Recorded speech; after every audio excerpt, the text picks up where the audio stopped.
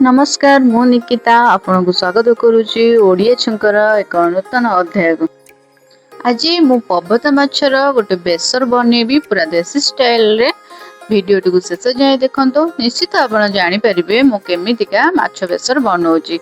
हाँ ता पूर्व मो चैनल टी को सब्सक्राइब कर दिंतु। जदि आप मो चैनल को सब्सक्राइब करना ताहले वर्तमान आप मो चैनल को सब्सक्राइब करदेले मु जेकोसी नुआ वीडियो अपलोड करी प्रथमे आप देखिपारे।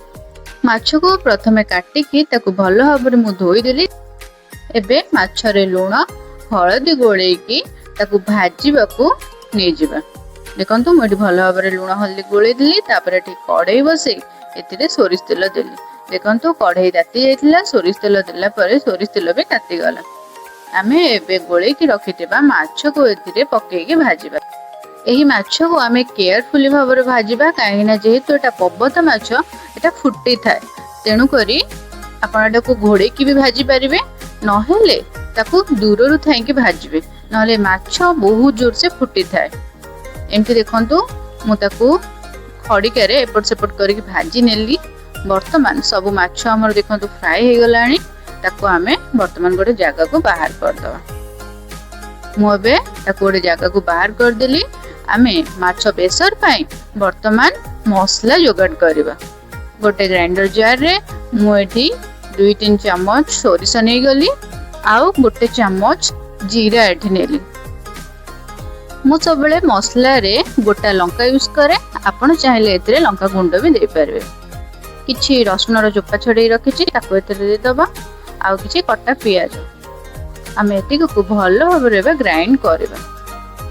मसला को एठी मु फाइन पेस्ट बनै देली।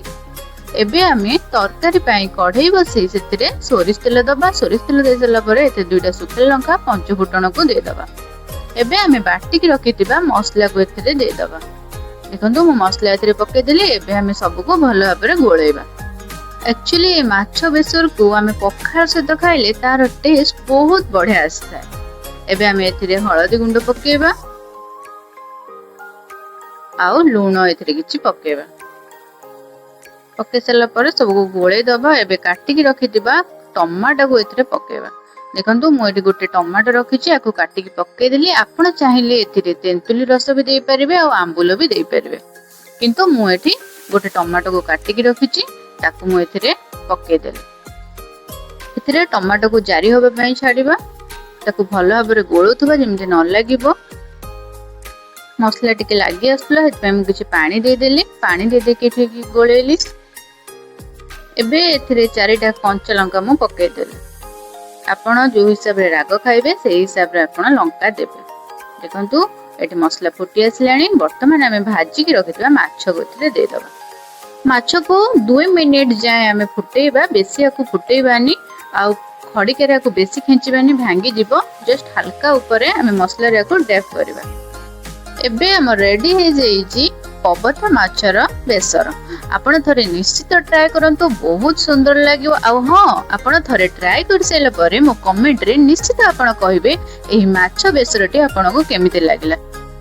किछि धनिया पत्र थरे पके दबा तार स्मेल बहुत बढ़िया आसीबो। जीवा पूर्व मो चैनल को सब्सक्राइब कर दियंता और लाइक शेयर करंतु।